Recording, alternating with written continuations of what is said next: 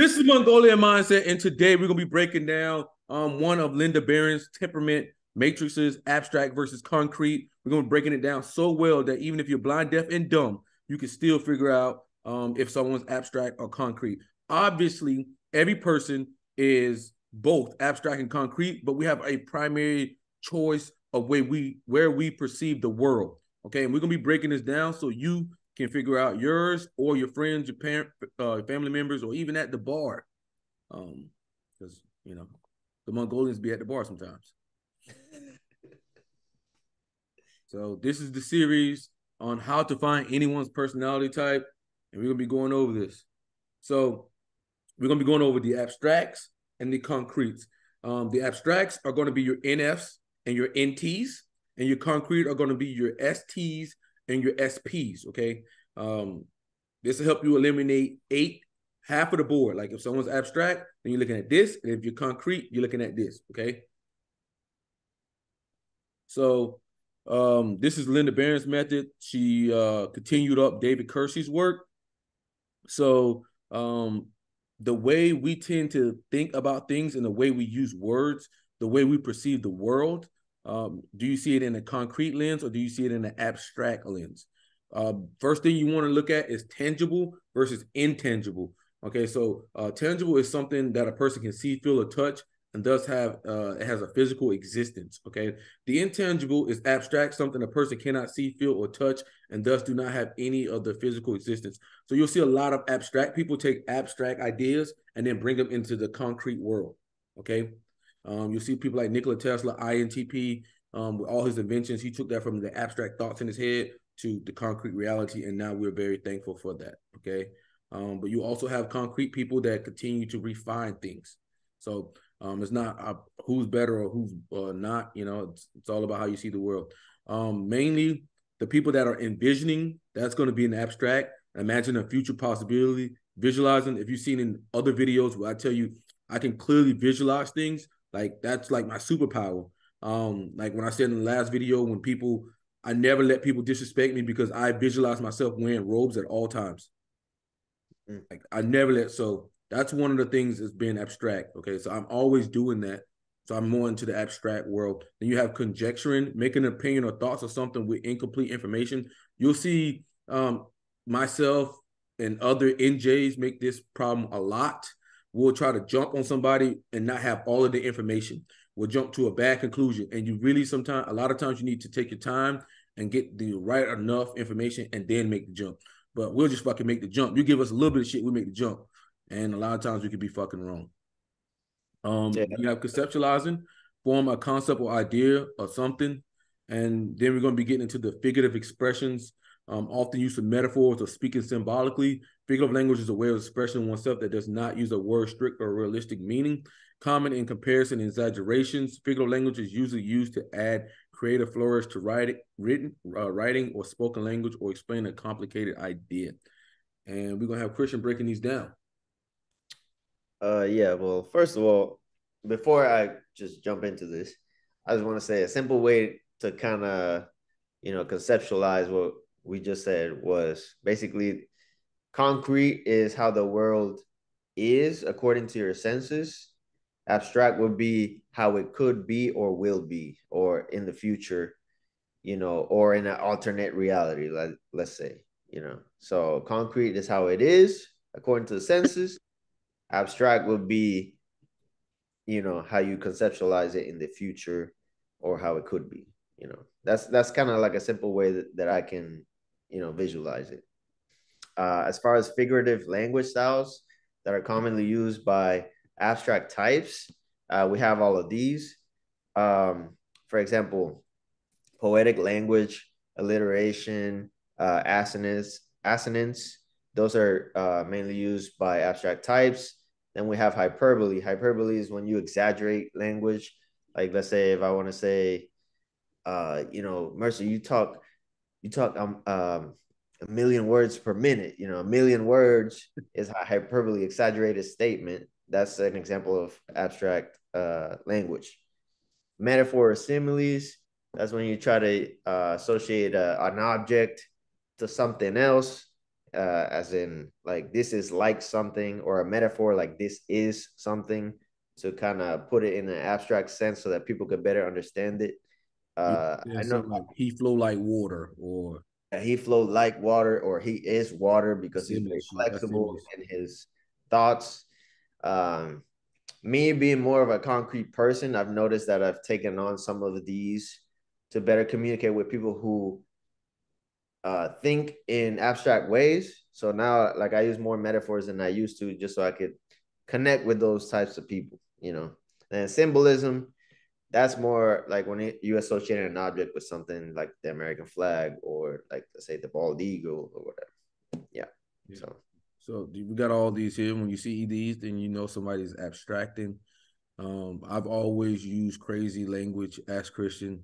I have like shit where I say people getting fucked from space. Like, oh man, I'm getting fucked from space right now. That's a huge like hyperbole. Like, obviously, I'm not getting fucked by space, but it just means like, god damn, I'm getting my ass beat. that's like a hyperbole mixed with a metaphor. So it's like double abstract language. Like when you hear people combining these, then you really know you get into an abstract space, you know. Yeah. And one thing I'll say is that you'll see some of the NTP, the NPs. It's easier to pick up the abstraction in their language because they're going to be going for those what ifs.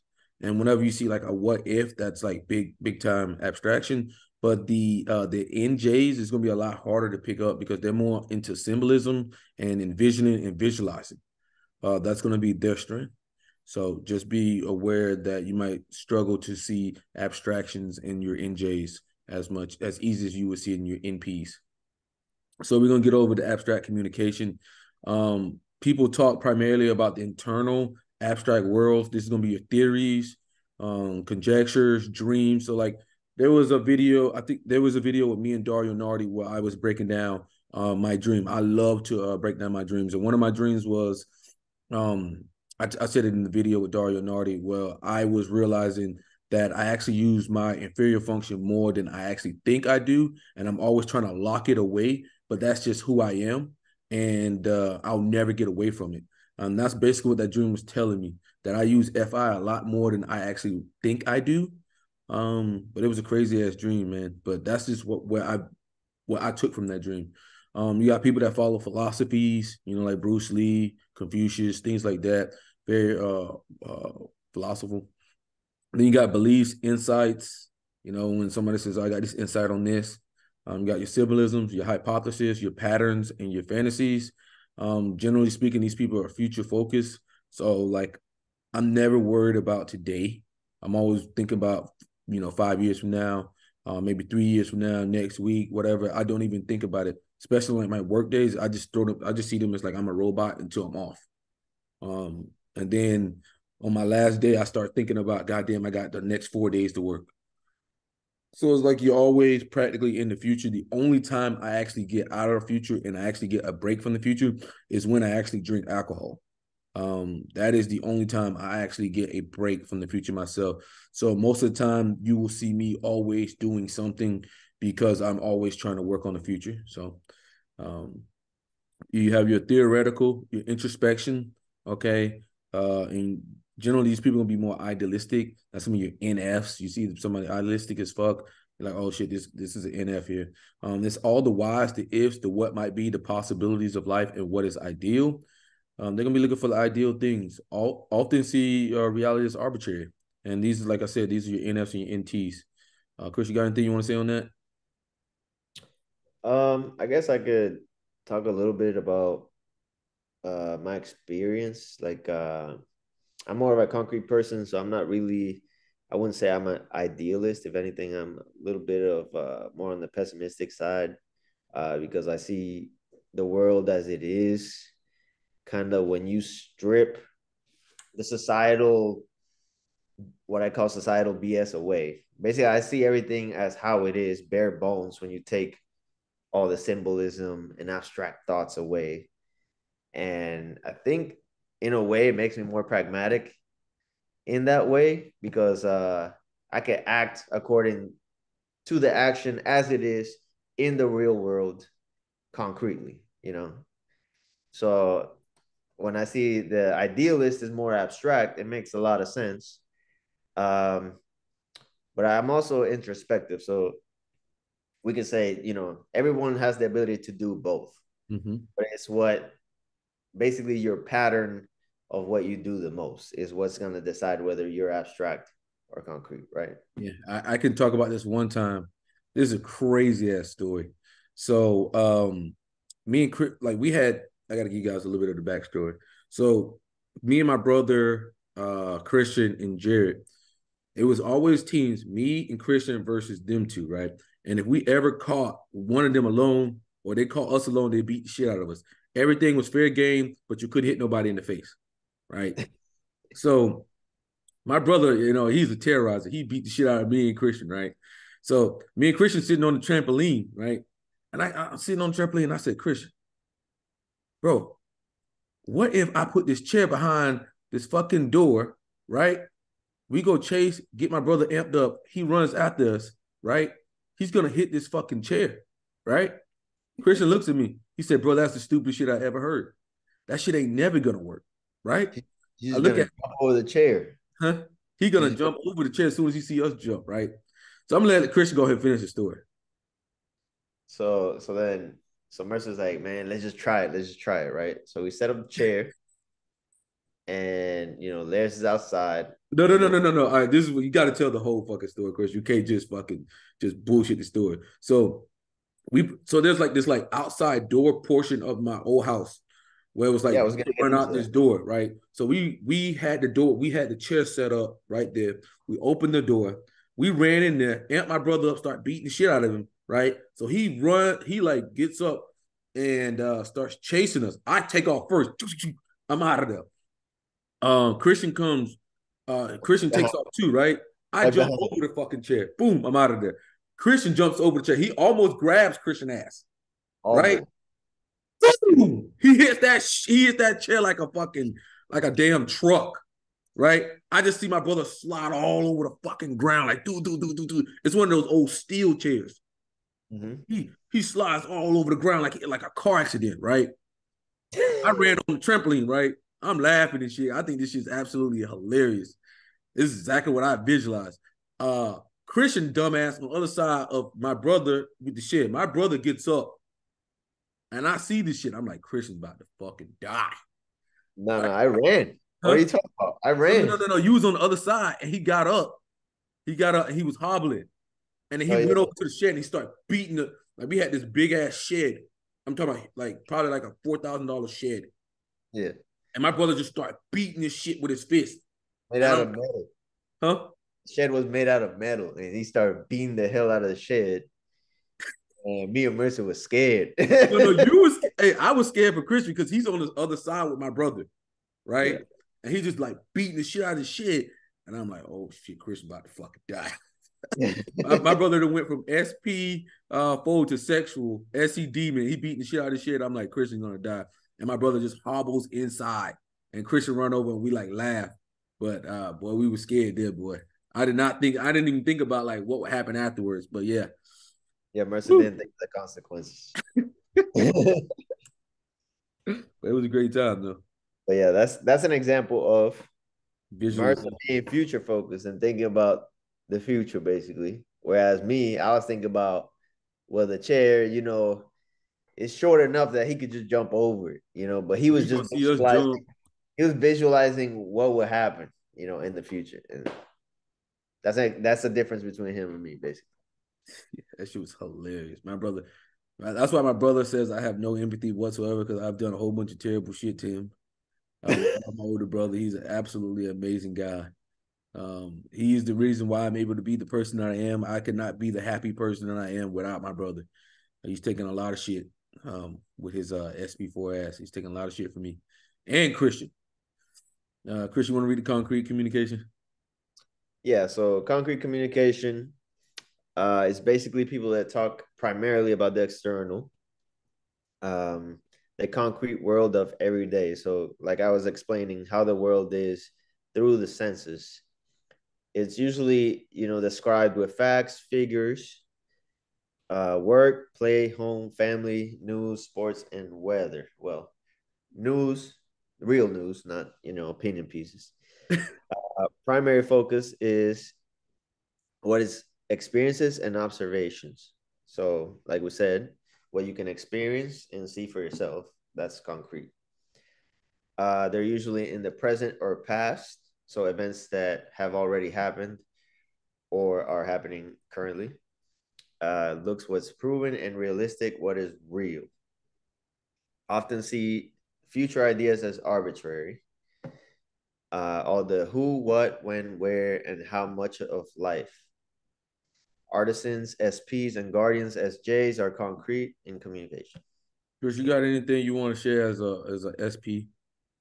And I think I could talk more about my girl. She's very concrete. I could tell a story like the other day we were on a road trip, right? And when I go on road trips and I'm in the car, I get very introspective. I go into an abstract space.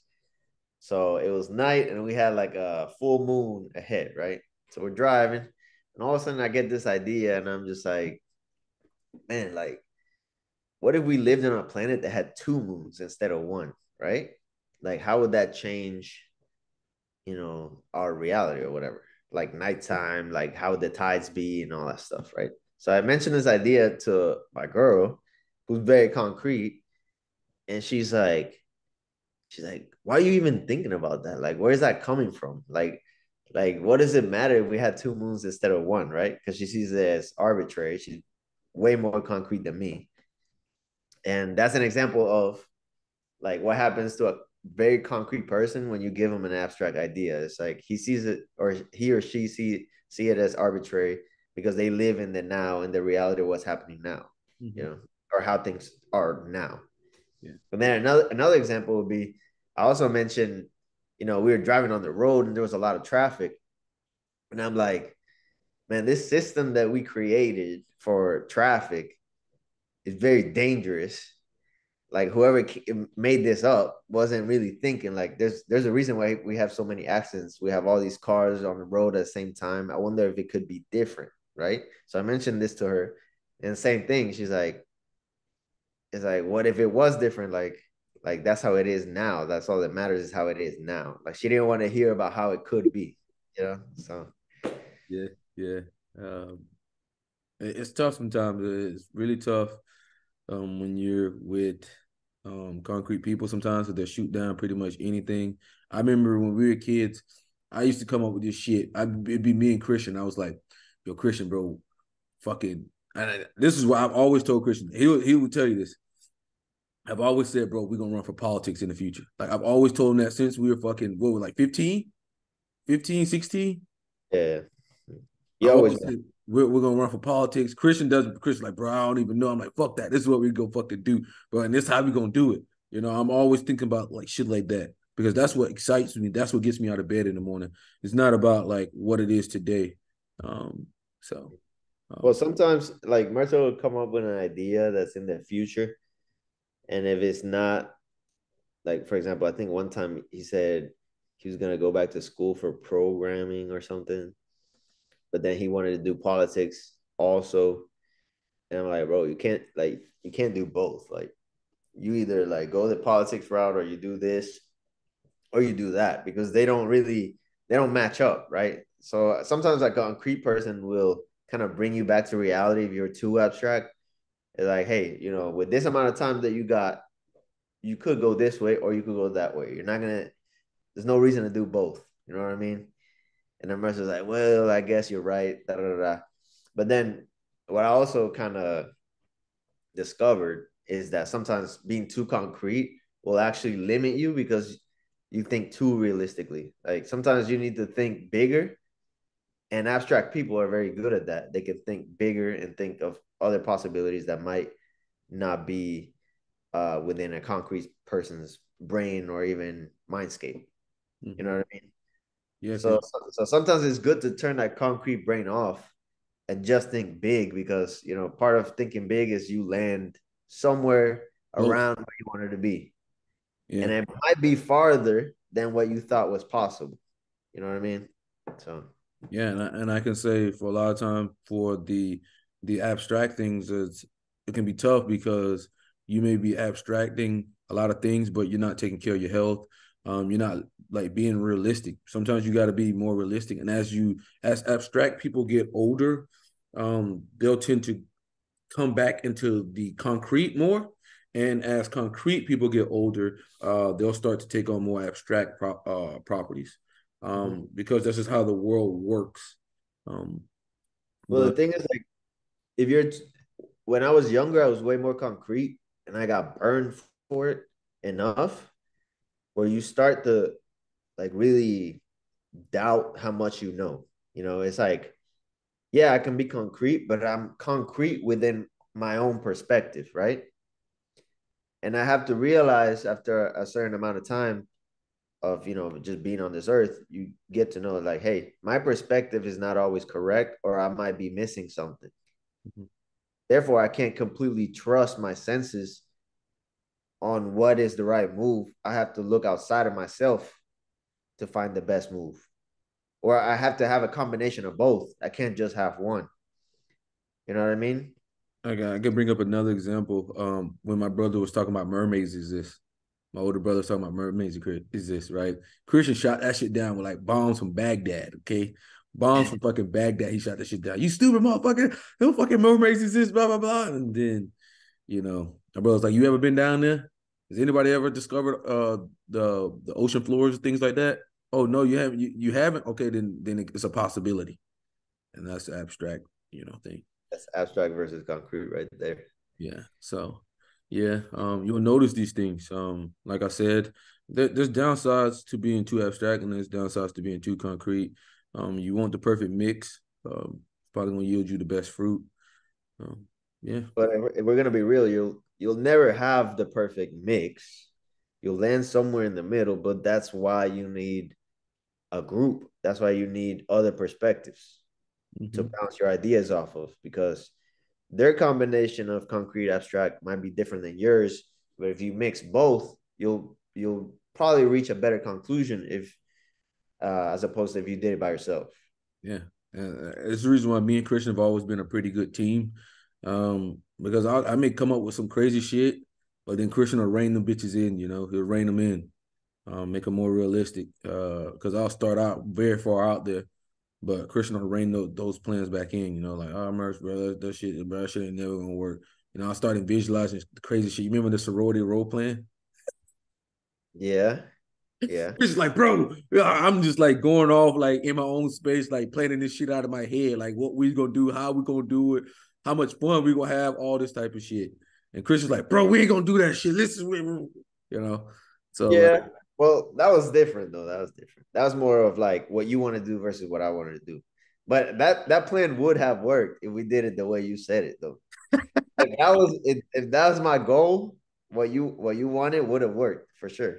I mean, you we'd have kind had of a did legendary story. We'd you have had a did legendary story. huh? I said we would have had a legendary story to tell. Oh yeah. Legendary stories for real. But guys, yes, the references here. Always Linda Barron's. Pick up her work. This is one of the temperaments. I hope we broke it down pretty easy for you guys to figure out what's abstract, what's concrete. Quick little breakdown. It's all about the what ifs, the possibilities. Do they believe anything's possible? A lot of times you can see these guys say crazy shit or do crazy shit. And that's because they believe in the possibilities here, as in a concrete person. More grounded in reality. What's realistic? What works? Staying in the present or the past. Um, And also before we go, I just want to say, um, if you're in one of those camps, like let's say you're like a very concrete type or a very abstract type, like we said, try to open your mind to the other side, because that's only gonna improve you. Like we said in the previous video, right? Like as you get more developed, it should be harder to type you, mhm. right? Because you're adding stuff to your repertoire. So if you're very concrete, for example, how I started, you know, try to not be as concrete and try to get more abstract ideas into your repertoire. And if you're very abstract and you're always off in the future, whatever, try to ground yourself more often and maybe rein in some of those ideas and bring them into the physical world, Mhm. you know? And then after you do that and you have a nice balance somewhere in that middle, try to find another person who has a balance, but maybe is on the other spectrum, and you could form a team. And then that's how you get real good development. You know, when you have those two people in two different perspectives and you push each other, you know. And you guys know that we're all about reaching that prodigy to demigod class of type development. So hard that people cannot develop us. That's our overall goal. That's what we do. And we do believe in teamwork. Like we say, you are one, we are many, okay? I don't have to worry about a lot of things because we are many, you know. I cover Christian weaknesses, Christian covers my weaknesses. You know, that's how we are. We're a team here. But this has been an absolute pleasure. And we'll see you guys on the next exciting episode of Temperament Breakdown and Interaction Styles of Linda Behrens. All righty.